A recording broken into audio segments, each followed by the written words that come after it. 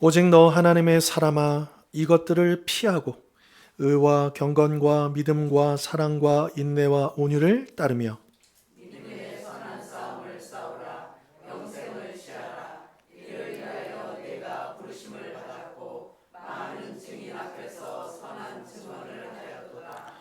만물을 살게 하신 하나님 앞과 본디오 빌라도를 향하여 선한 증언을 하신 그리스도 예수 앞에서 내가 너를 명하노니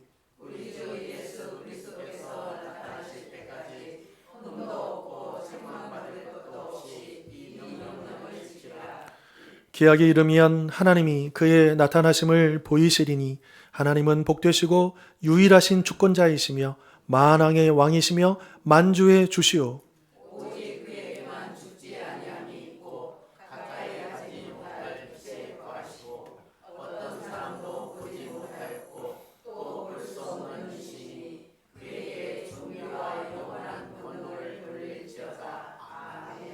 내가 이 세대에서 부한 자들을 명하여 마음을 높이지 말고 정함이 없는 재물에 소망을 두지 말고 오직 우리에게 모든 것을 후히 주사 누리게 하시는 하나님께 두며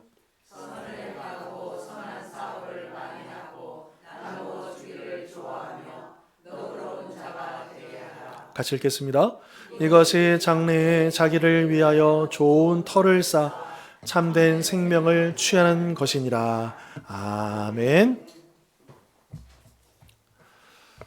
우리가 살고 있는 이제 우리나라 또 많은 나라들이 이제 자본주의라고 하는 그런 시스템에서 우리가 살아갑니다. 그러니까 자본, 이제 물질이죠, 돈이죠. 그래서인지 오늘날 우리 사회는 모든 것이 돈을 중심으로 그렇게 돌아가는 것처럼 보입니다. 단지 이것은 경제 분야뿐만 아니라 정치도, 교육도, 직업도, 문화도, 심지어 종교마저도 이 돈과 뗄래야 뗄 수 없는 그런 연관성을 가지고 있다라고 하는 것이죠. 자, 오늘 말씀의 배경이 되는 지금 이제 디모데 전서니까 사도 바울이 디모데에게 보낸 편지잖아요. 그러면 지금 이 디모데가 어디에서 무엇을 하고 있었느냐? 이 당시에 에베소라고 하는 이제 오늘날의 터키 땅이죠. 아시아라고 하는 광활한 그 지역의 수도인 그 에베소에서 또 사도 바울이 두란노 서원을 세워서 만 2년 넘도록 3년 가까이나 그 말씀을 가르치면서 복음을 전파했던 그곳에서 지금 이제 바울의 후임으로 목회를 감당하고 있었던 곳입니다. 그럼 에베소는 어떤 곳이었느냐?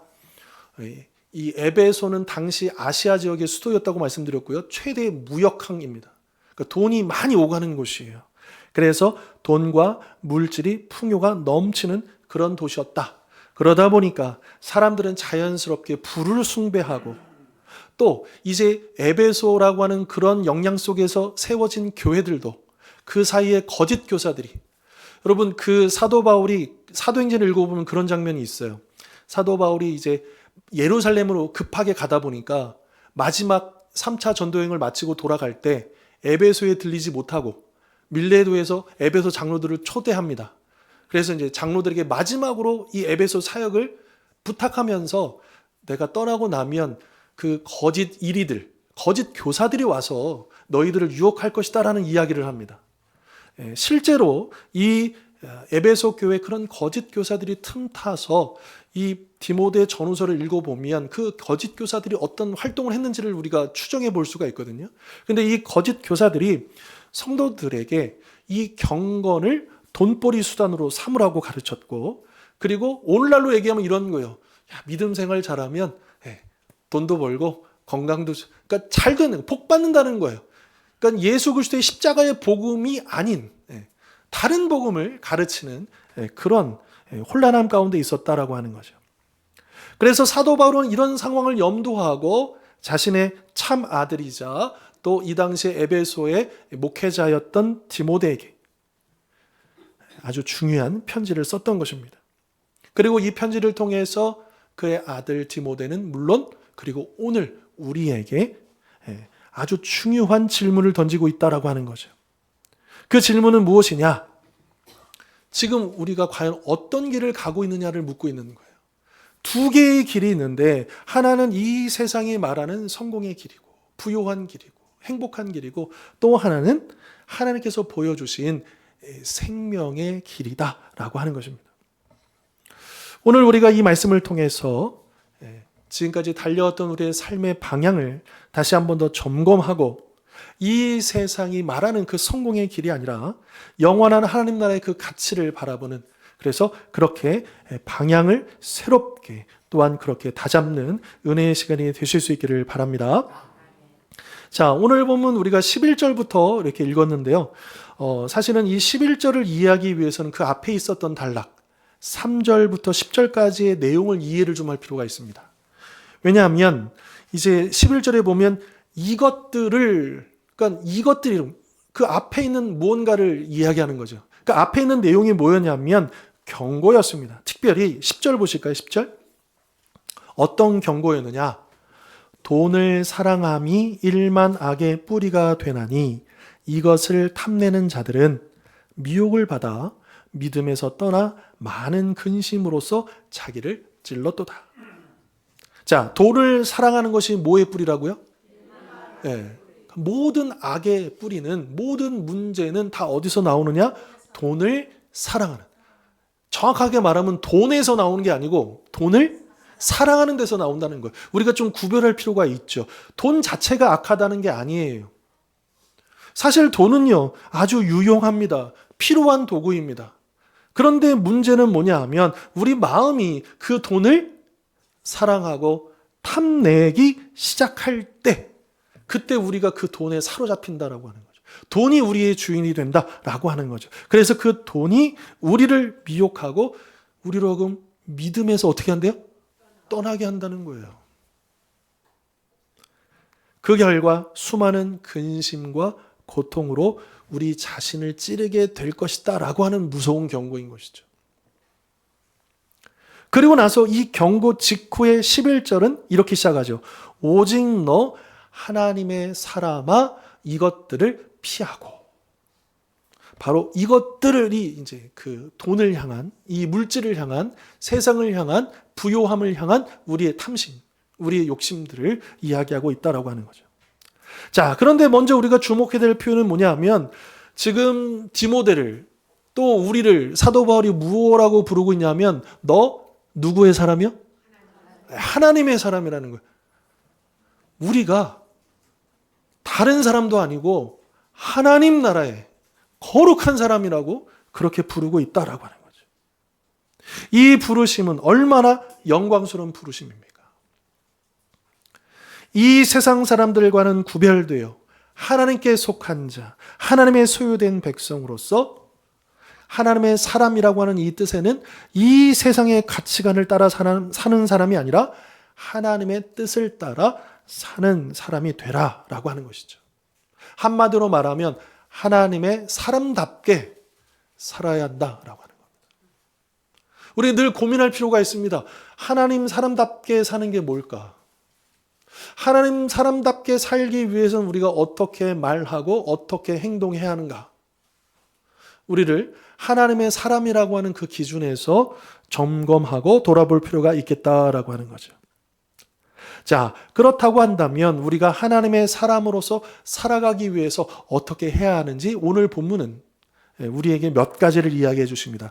첫 번째가 뭐냐면 하나님의 사람으로 살아가기 위해서는 피해야 한다는 거예요. 그 피해야 된다는 게 뭐냐면 그 11절 계속 보시면 이것들을 피하라. 아까도 말씀드렸지만 이것들이라고 하는 것은 뭐냐 하면 그 돈을 탐내는, 돈을 사랑하는 마음, 그리고 경건을 이익의 수단으로 삼으려는 태도, 그리고 그로 인해서 파생되는 여러 시기와 분쟁, 교만 같은 모든 악한 것들을 의미하는 것이죠. 자, 그런데 그 돈을 향한, 물질을 향한 그 탐심으로부터 피하라라고 하는 것은 그냥 그저 멀리 있어라 이런 정도의 의미가 아니라는 거예요. 이 피하라라고 하는 의미는 뭐냐면요. 여러분 만약에 이렇게 산길을 가다가 뱀이 나타났어요. 어떻게 하시겠습니까? 뱀이 내 앞에 나타났어요. 혼비백산 도망가지 않겠습니까? 그게 피하라는 뜻이에요. 내 목숨을 부지하기 위해서 정말 온 힘을 다해서 도망치라는 거예요. 그냥 눈만 살짝 가리고 있어. 그냥 적당히 거리를 유지해. 그게 피하라는 뜻이 아니고 내가 가다가 뱀을 만나 나 살려라. 정말 달려가는 것처럼 그렇게 도망쳐라 라고 하는 그런 강력하고도 긴급한 명령이다 라고 하는 거죠. 왜냐하면 사람들의 마음 속에는요, 이 정도는 괜찮지 뭐 라고 하는 그런 생각 때문에 이 돈에 대한 탐심에서 벗어나고 있지 못하기 때문입니다. 안타깝게도 우리 믿는 사람들 중에서도 돈을 더 벌기 위해서 주의 성수를 타협하고 더 많은 이익을 위해서 정직함을 타협하는 경우가 적지 않다라고 하는 것이죠. 이에 우리 주님께서는 그것들로부터 뭐 하라고요? 피하라. 빨리 도망쳐라. 그렇게 단호하게 명령하십니다. 여러분, 만약에 이 건물에 불이 났어요. 그러면 이제 사이렌 소리 울릴 거 아니에요. 어떻게 하시겠습니까? 여러분, 지금 정말 우리가 그렇게 하고 있는가? 지금 이 세상을 향한 내 마음을 체크하고 지금 그 물질을 향한, 이 세상을 향한 불이 났는데 지금 우리 어떻게 행동하고 있는가를 돌아보라라고 하는 거죠. 자, 그런데 피하는 것만으로는 충분하지 않다라고 하는 겁니다. 왜냐? 우리의 마음은 진공 상태일 수 없다라고 하는 거예요. 악한 것들을 비워냈다면 그 비워진 자리를 어떻게 해요? 좋은 것을, 선한 것을 채워야만 우리가 온전해질 수 있는 거죠. 여러분, 복음서에도 보면 예수님께서 그렇게 말씀하시잖아요. 귀신을 쫓아냈어요. 그런데 나중에 그 마음이 채워지지 않으니까 어때요? 귀신 하나가 나갔는데 나중에는 다른 귀신이 더 달려들어서 그 형편이 이전보다 더 심하게 되었다라고 말씀하시잖아요. 여러분, 우리의 마음은요, 우리의 믿음은요, 회색지대가 있을 수 없습니다. 진공상태일 수 없습니다. 이거든 저거든 선택이에요. 둘 중에 하나입니다. 세상이든 하나님이든. 그래서 주님께서도 이 만몬, 물질과 하나님을 겸하여 동시에 섬길 수가 없다라고 강조하셨잖아요. 우리 주인은 오직 한 분이십니다. 이 세상이든지 아니면 하나님이든지 오직 한 분 그 주인을 섬겨야 한다라고 말씀하시죠. 그래서 바울은 이어서 피할 뿐만 아니라 따라야 한다라고 얘기합니다. 따르라라고 얘기하죠. 뭘 따를까요? 11절 하반절 보십시오. 의와 경건과 믿음과 사랑과 인내와 온유를 따르며. 이 세상은 우리에게 계속해서 돈과 성공을 따르라고 하지만 하나님은 우리에게 거룩한 성품을, 성령의 열매를 따르라 말씀하십니다. 이 6가지 덕목은요, 돈으로 살 수 있어요, 없어요? 없어요. 이 세상에 억만금을 주고도 살 수 없는. 여러분, 돈은 하나님 나라 가지고 갈 수 있습니까? 없습니까? 없습니다. 아무리 많이 손에 쥐고 있어도 가져갈 수가 없습니다. 그러나 의와 경건과 믿음과 사랑과 인내와 온유 등등, 또 우리가 아까 암송했던 성령의 열매들, 이것들은요, 천국에 가져가는 거예요. 그래서 하나님께서는 우리에게 썩어질 것, 사라질 것, 가져갈 수 없는 것 때문에 그렇게 살지 말고 영원한 것, 하늘 나라 가져갈 그 거룩한 성품에 참여하고 그것을 따르라 명령하고 있다라고 하는 것이죠. 그리고 이 귀한 열매들은, 이 성품은요, 우리가 주님을 닮아갈 때, 주님과 가까워질 때, 주님과 동행할 때 맺을 수 있는 영적인 열매인 것이다 라고 하는 것입니다. 이러한 거룩한 성품이 바로 하나님께서 우리에게 추구하라 하시는 진정한 부입니다. 진정한 부요함입니다. 통장 잔고가 우리의 부가 아니고 성품의 잔고, 그것이 진정한 우리의 영적인 부 능력이다라고 하는 것이죠. 지금 우리는 무엇을 향해, 어디를 향해 달려가고 있습니까? 이 세상의 썩어질 가치를 향한 그 질주를 멈추고 거룩한 하나님의 성품을 향해 우리의 삶의 방향을 전환하실 수 있기를 바랍니다. 자, 그러면 우리가 삶의 방향을 바꿨어요. 이제 하나님의 거룩한 성품을 향해 가기로 했어요. 그렇다고 한다면 이제는 그 길을 힘써서 달려가야 합니다. 그렇지 않겠습니까? 자, 그런데 12절 보시면 우리가 달려가야 할 그 길은 꽃길이 아니라 영적 전쟁터라고 말씀하십니다. 그러니까 여러분, 우리 신앙생활의 핵심은 뭐냐? 싸움이에요. 영적인 싸움이다. 치열한 싸움이다. 라고 12절은 이렇게 선포하죠. 우리 같이 한번 12절 말씀 읽겠습니다. 믿음의 시작.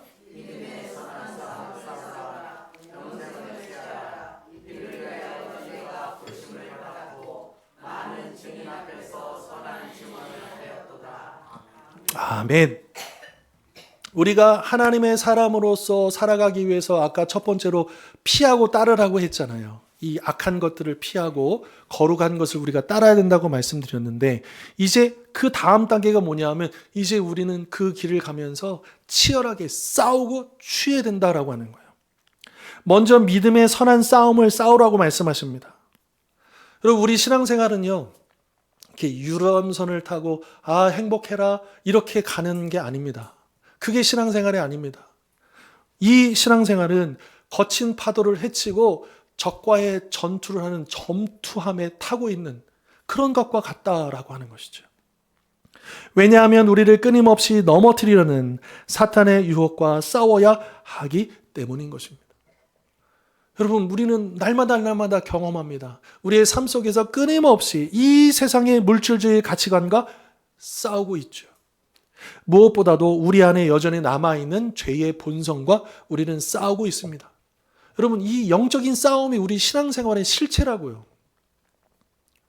신앙생활의 본질이 그거라고요. 이 싸움이 없으면 우리 신앙생활을 하고 있는 게 아니라고요. 그래서 신앙생활은 사실은 쉬운 거 아니에요. 오히려 내가 제대로 신앙생활을 하기 시작하면 더 큰 싸움이 벌어집니다. 우리 주님께서 우리에게 화평을 주러 오신 것이 아니라 뭘 주러 오셨다고요? 검을 주러 오셨다.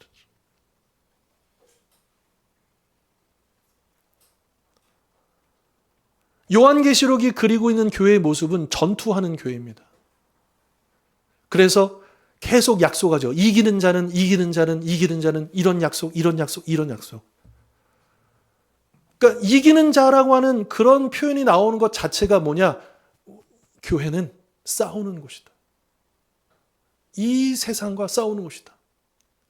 물론 내가 한 평 땅이라도 더 얻으려고, 내가 좀 더 좋은 집에 살려고 그런 싸움을 얘기하는 게 아니고, 그것으로부터 내가 사로잡히지 않고 하나님의 그 거룩한 성품을 가지고 그렇게 나아가기로 결단하고 또 싸워내고 또 일어서고 또 달려가는 그런 치열한 싸움이다라고 하는 것이죠.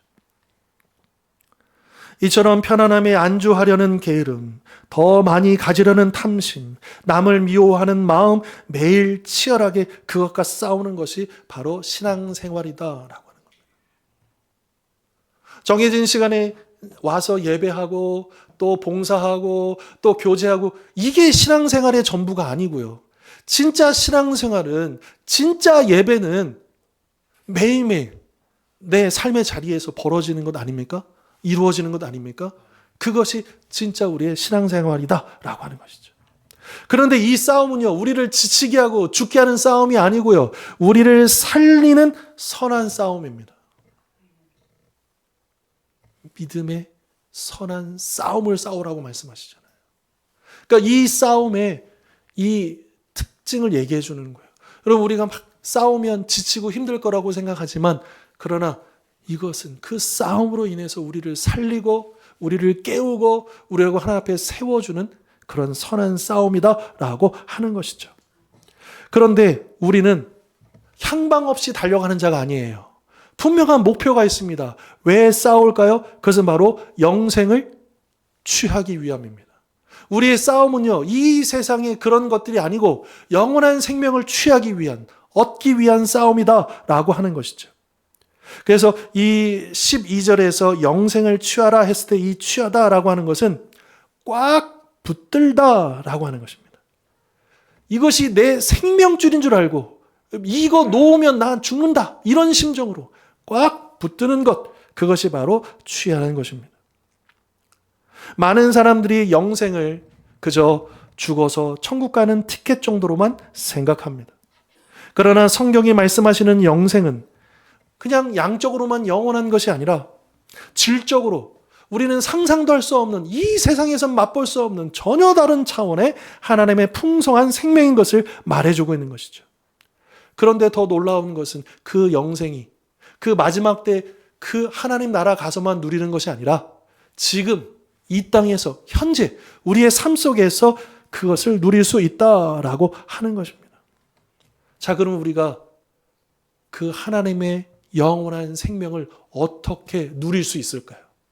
그 방법을 오늘 본문 17절에서 19절에서 이렇게 설명을 합니다.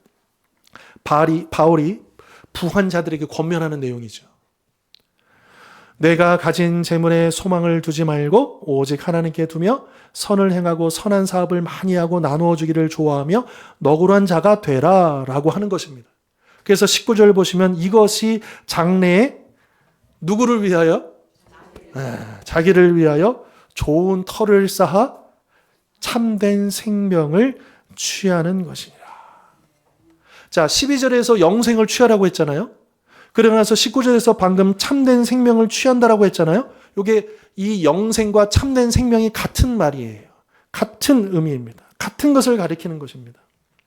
우리가 믿음의 선한 싸움을 싸워 이기적인 그 탐심을 버리고 하나님께서 주신, 나에게 주신 그 물질과 모든 것들을 나누고 베풀고 섬기면서 살아가는 것이 바로 영생을 취하는 방법이다라고 하는 거죠.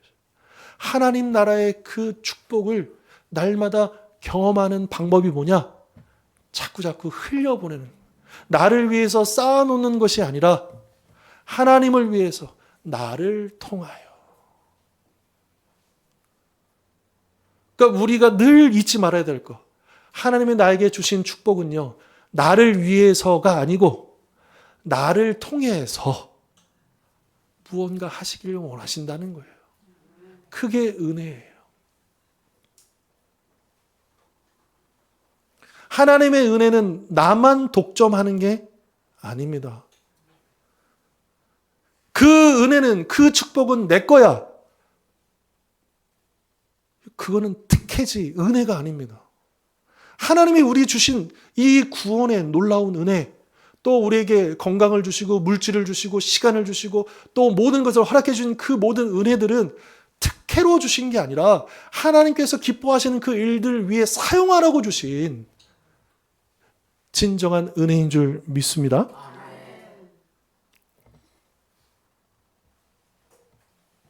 그래서 어떤 사람이 진정한 영생을 누리며 사는 사람인가, 진정한 복된 사람인가? 많은 것을 쌓아놓고 가지고 있는 사람이 복받은 사람이 아니고요. 야, 예수 믿고 저렇게 잘 됐대. 그 사람이 복받은 사람이 아니고요. 가진 것이 적을지라도 또 시간이 많지 않을지라도 기쁨으로 주를 위해서 나누어 주고 흘려보낼 수 있는 그 사람이 진짜 복된, 복을 받은 사람인 줄 믿습니다. 하나님이 우리를 부르신 목적은 바로 거기에 있는, 많고 적음의 분량은 하나님이 정하시는 거예요. 그 그릇의 분량은 내가 정하는 게 아니고 하나님이 정해 주시는 거예요. 다만 우리는 어때요? 그릇으로서 주님의 그 거룩하신 뜻에 동참해서 주님께서 원하시는 대로 주님 저를 사용해 주십시오. 여러분, 우리가 그런 기도 하지 않습니까? 주님 원하시는 대로, 주님 뜻하시는 대로 저를 보내주십시오. 저를 사용해 주십시오. 주님이 원하신다면 제가 어디에도 가겠습니다. 무슨 일도 감당하겠습니다. 쉬운 고백은 아니지만 우리가 정말 주님께 은혜 받고 주님을 사랑하면 자연스럽게 나오는 고백 아닙니까? 여러분, 그 고백이 지금 살아 있으십니까? 주님 나를 통하여 역사해 주십시오. 우리는 자꾸만 나라고 하는 그 초라한 모습, 나의 형편과 처지, 그리고 지금 나 붙잡고 있는 그 환경과 조건에 얽매이다 보니까 하나님께서는 여러분 그것 때문에 나를 사용하지 못하실까요? 그렇지 않습니다. 자꾸만 거기에 매이다 보면 우리는 하나님의 어떤 분이신지를 놓치게 마련이다라고 하는 것이죠. 바라기는 저뿐만 아니라 우리 모든 성도님들 한 분 한 분이 주님 앞에 서게 되는 그날까지 주님이 마음껏 신나게 사용하시는 그런 거룩한 통로로 쓰임 받으실 수 있기를 축원합니다. 네. 자, 여러분, 우리가 돈의 유혹을 피하고 거룩함을 따라가고 매일매일 영적인 싸움을 싸우고 그래서 내 것을 나누고 베풀고 또 그렇게 섬기는 삶, 여러분, 우리 노력과 의지로 감당할 수 있을까요? 없습니다. 물론 한 며칠은 할 수 있을지는 몰라요. 조금은 좀 할 수 있을지는 몰라요. 그러나 그것은 너무나도 어렵고 좁은 길이다라고 하는 것이죠. 그래서 바울은 13절로 16절에서 우리로 하여금 이 싸움을, 이 길을 끝까지 걸어갈 수 있도록, 완주할 수 있도록 뭐라고 강조하느냐? 지키고 소망하라, 이렇게 말씀하십니다. 자, 14절 먼저 보시면요. 우리 주 예수 그리스도께서 나타나실 때까지 흠도 없고 책망받을 것도 없이 이 명령을 뭐하라고요? 네. 여기서 말하는 명령은 그 앞에서 얘기했던 피하고 따르고 싸우고 취하고 그 모든 명령들을 지키라라고 하는 것이죠. 그런데 여러분, 흠도 없고 책망받을 것도 없이예요. 기준이 높아요, 낮아요? 아우, 너무 높아요. 아니, 우리가 어떻게 흠도 없이 그걸 지켜? 어떻게 우리가 책망받을 것도 없이 우리가 어떻게 그렇게 지킬 수 있습니까? 너무 그 기준이 높아요. 근데 내 능력을 생각하고 내 경험을 생각하면 높죠. 그러나 날마다 만물을 살게 하시는 하나님 앞에 담대히 진리를 증언하신 예수 그리스도 앞에 서서 그분의 도우심을 구하면, 받으면 능히 그 명령을 지킬 수 있는 줄 믿습니다. 우리가 믿음으로 구원받았지만 그러나 또한 믿음으로 이 신앙생활을 계속 믿음으로 해나가는 거예요. 구원은 믿음으로 받았는데 우리의 그 믿음 생활은 믿음이 아닌 다른 것으로 한다면 그것이 말이나 되겠습니까? 그리고 우리가 이렇게 지켜갈 수 있는 능력은 위로부터 받는 것이다. 내 안에서 나오는 것이 아니라 위로부터 받는 것이다. 그래서 위로부터 받기 위해서 우리가 끊임없이 해야 되는 게 뭐겠습니까? 기도와 말씀이에요. 이거 외에는 다른 방법이 없어요. 그리고 이 명령을 지킬 수 있는 또 하나의 조건이 있는데 그것은 바로 우리의 소망과 관련이 있다라고 하는 거죠. 우리의 소망이 이 땅에 썩어질 재물이 있다면 우리는 반드시 넘어질 것입니다. 그러나 우리의 소망이 하늘에 있다면 우리는 어떤 어려움 속에서도 또다시 일어설 수 있을 것입니다. 에베소서 그 6장에 보면 하나님의 전신갑주가 있잖아요. 그 중에 구원의 투구가 있어요. 우리 구원이 완성될 것에 대한 그 소망을 상징하는 투구, 머리를 감싸는 아주 중요한 무기죠. 그러니까 우리의 소망은 바로 그런 것입니다. 지키는 거예요. 우리가 끝까지 싸울 수 있도록 우리를 지켜주는 거예요. 참된 소망이 그렇다는 거예요. 이 땅의 소망이 아니고요. 하나님 나라의 그 소망이 있어야 우리가 이 땅에서 끝까지 또 일어서고 또 감당하고 나아갈 수 있다라고 하는 것이죠. 자, 이것을 강조하기 위해서 바울은요, 15절, 16절에서 하나님을 찬양합니다. 갑자기 찬양해요. 15절, 16절. 기약이 이르면 하나님이 그의 나타나심을 보이시리니 하나님은 복되시고 유일하신 주권자이시며 만왕의 왕이시며 만주의 주시오. 오직 그에게만 죽지 아니함이 있고 가까이 가지 못할 빛에 거하시고 어떤 사람도 보지 못하였고 또 볼 수 없는 이시니 그에게 존귀와 영원한 권능을 돌릴지어다. 아멘. 지금 바울이 할 수 있는 모든 표현을 통해서 우리 하나님, 위대하신 하나님을 찬양하고 있습니다. 우리 하나님이 얼마나 위대한 분이십니까?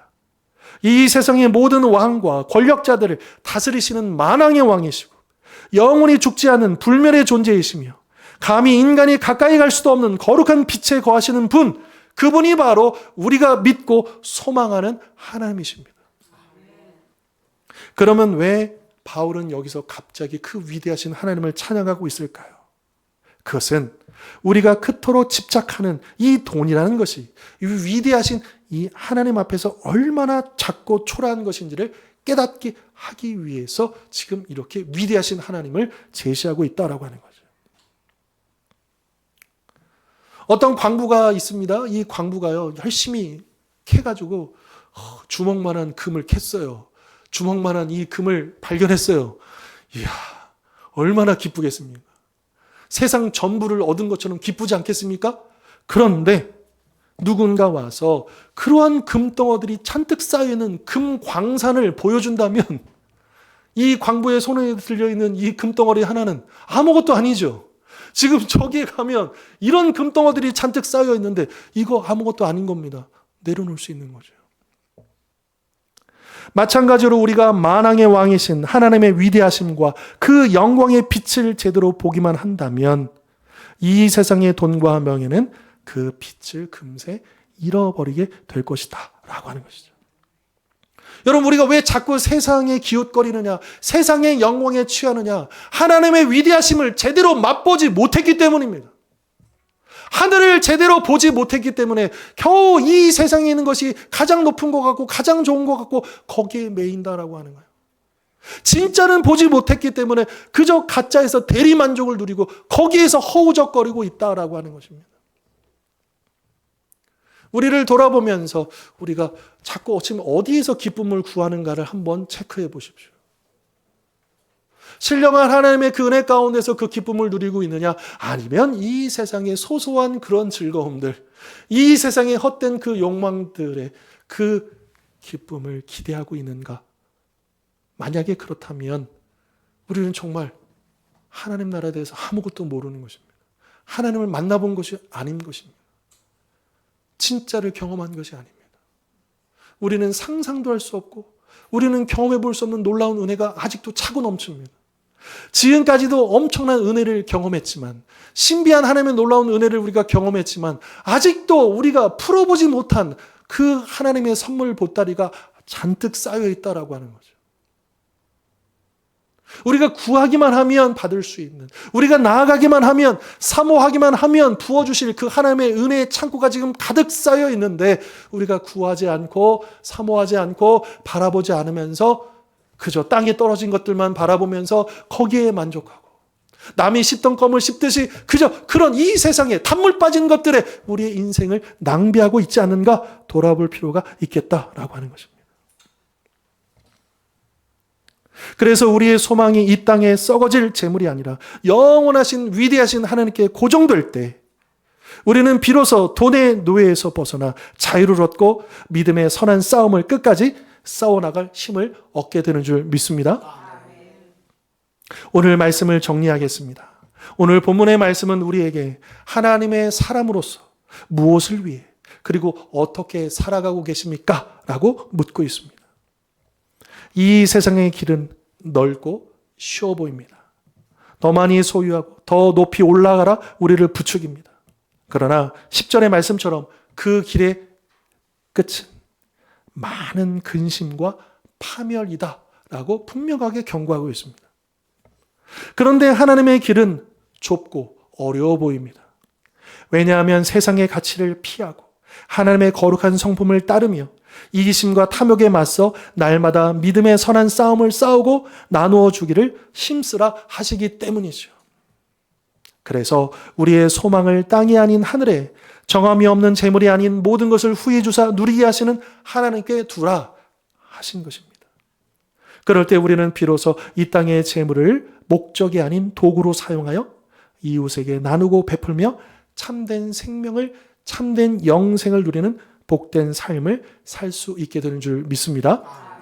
그러므로 하나님의 사람으로서 이 세상의 가치가 아닌 영원한 가치를 추구하기로 다시 한 번 더 결단하고 돈의 노예가 아니라 청지기로서 나누고 베풀며 섬기는 삶을 통해 참된 생명을 날마다 풍성히 누리며 살아가는 우리 모든 성도님들 되실 수 있기를 주님의 이름으로 축원합니다. 기도하겠습니다.